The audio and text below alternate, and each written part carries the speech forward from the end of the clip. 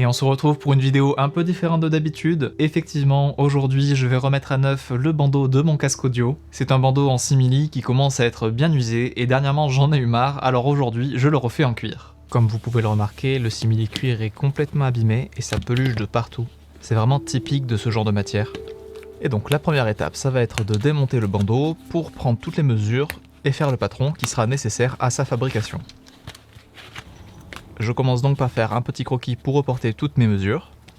Et donc je fais en sorte de bien représenter les décrochés et de bien prendre l'emplacement des pressions également. Et une fois que le plan est terminé, je vais pouvoir faire le patron. Pour cela, je viens entailler la surface d'un papier cartonné avec un cutter pour créer un axe de symétrie au milieu du patron et en étant un petit peu plus grand que les dimensions finales. Ici, je viens faire un repère pour tracer un axe de symétrie perpendiculaire au premier, que je peux venir entailler et replier sur lui-même. Et donc en me servant de cette symétrie, je vais pouvoir reporter les mesures que j'ai prises juste avant et avoir des bords parfaitement parallèles au moment de la découpe. Par exemple ici j'ai tracé 45 mm pour avoir 90 une fois déplié. Maintenant je prends mon repère pour ma longueur. Et ensuite je vais tracer et découper le petit décroché comme sur le bandeau original.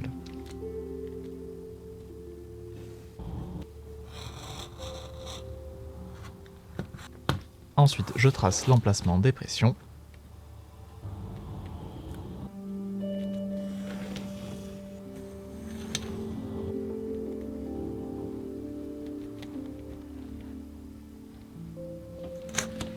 Que je peux ensuite percer. Et le patron est terminé. Maintenant, je vais récupérer la mousse de l'ancien bandeau qui est parfaitement utilisable pour le nouveau. Ici, je me suis embêté à nettoyer et à découper tout ce qu'il y avait autour. Mais en fait c'était complètement inutile puisque j'aurais pu tout simplement découper la doublure et récupérer ma mousse comme je le fais ici. Autre petite erreur, je me suis rendu compte qu'il manquait 2 mm à mon patron, donc je les rajoute ici. C'est pas très conventionnel comme technique, mais ça marche bien et ça m'arrive de le faire de temps en temps quand j'ai vraiment une erreur. Ça m'évite quand même d'avoir à refaire le patron entièrement. Ici je me suis aidé du réglé pour bien aligner les deux parties. Il ne me restera plus qu'à découper le scotch qui dépasse. Et on est bon. Entrons maintenant dans le vif du sujet. Et donc je vais utiliser un cuir de chèvre très souple en tannage minéral. Évidemment pour faire ça j'utilise des chutes, pas besoin de plus. Et je vais pouvoir utiliser mon patron pour tracer sur le cuir.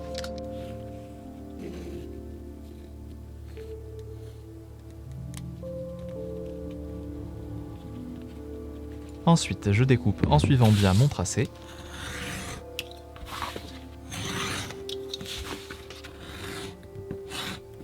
Alors aujourd'hui, et vu l'exercice, c'est pas un produit que je vais mettre en vente sur ma boutique en ligne, mais si mon travail vous intéresse, je vous invite à y faire un tour en suivant le lien en description pour retrouver tous mes autres ouvrages. Et si le contenu vous plaît, vous pouvez aussi mettre un petit like et vous abonner à la chaîne, ça fait toujours plaisir. Ensuite, je vais devoir découper une seconde épaisseur de cuir pour cacher la mousse entre les deux. Pour cette partie, je vais vraiment faire ça très grossièrement, puisque je vais venir redécouper le cuir une fois que les deux parties seront collées.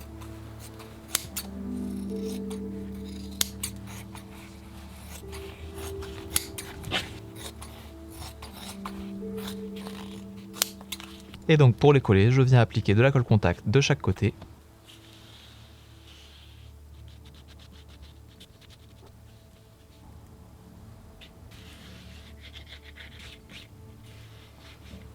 Une fois que la colle a un peu séché, je peux appliquer ma mousse bien au milieu, pour ensuite placer par-dessus le morceau de cuir que j'ai coupé juste avant.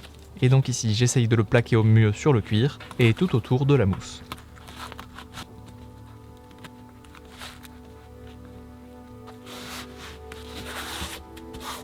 Sur les bords, il faut que je fasse un petit pli pour plaquer le cuir du dessus sur celui d'en dessous. Et maintenant, je viens redécouper tout ce qui dépasse au ciseau.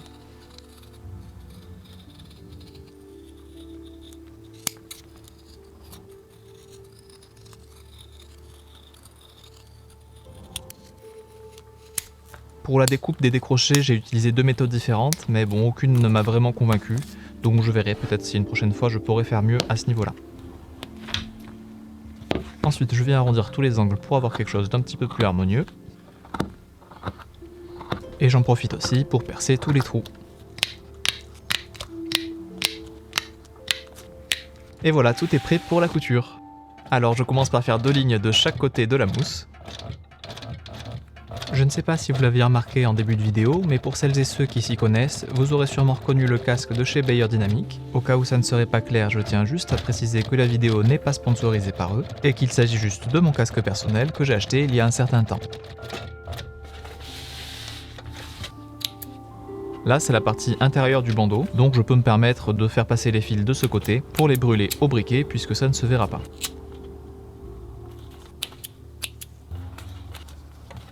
Ensuite, il faut faire toute la couture extérieure du bandeau.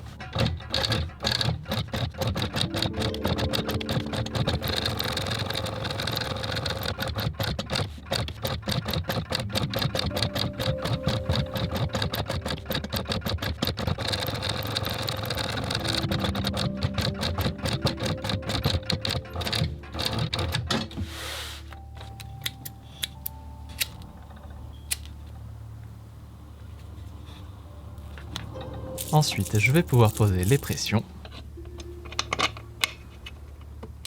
à commencer par la partie inférieure.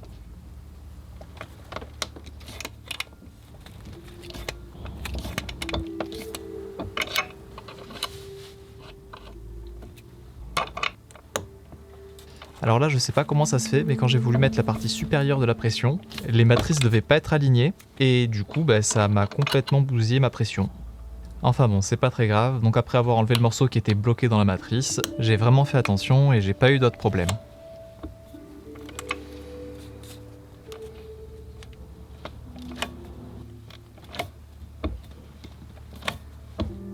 Ensuite, j'ai terminé par faire la finition des tranches avec un peu d'autoconol, que je suis venu appliquer avec le doigt et illustrer avec un tissu en coton. Bon, et ici la découpe était pas parfaite, mais du coup ça améliore un petit peu quand même. Voilà, donc maintenant ce bandeau est terminé et je vais pouvoir l'installer sur mon casque. Alors c'est limite trop serré, c'est sûrement parce que mon cuir est plus épais par rapport au simili qu'il y avait de base. Mais bon, comme c'est un petit peu élastique, c'est pas bien grave et au moins ça tient bien. Et donc voici le bandeau tout neuf et fraîchement installé sur mon casque. En termes de confort, ce sera vraiment équivalent à ce que j'avais avant. Par contre, cette fois-ci, au lieu d'être complètement abîmé au bout de 2 ans, ça devrait pas bouger d'ici au moins 10 ou 20 ans. Le prochain challenge maintenant, ça va être de refaire les coussinets. Et pour le coup, même si j'ai un peu une idée de comment je vais faire, je sais vraiment pas si ça va marcher. Surtout qu'en fonction de la construction des coussinets, ça peut changer la qualité du son puisque ce sera pas isolé de la même manière. Et donc ce sera le sujet à part entière d'une prochaine vidéo. On finit par une petite comparaison avant-après. Visuellement, j'ai rajouté donc cette couture qui est apparente pour maintenir la mousse au bon endroit. Après, malgré le rajout, le bandeau est encore un petit peu court, c'est dommage. Mais c'est le risque avec ce genre d'accessoire que je fais qu'une fois. Enfin, globalement, la qualité est bien meilleure qu'avant, et beaucoup plus en adéquation avec la qualité du casque. Bon, j'espère que la vidéo vous a plu. Dès que la partie sur les coussinets sera sortie, elle s'affichera juste ici. Et en attendant, je vous dis à tout de suite dans une autre vidéo, où vous pourrez me voir fabriquer un porte-carte modulable.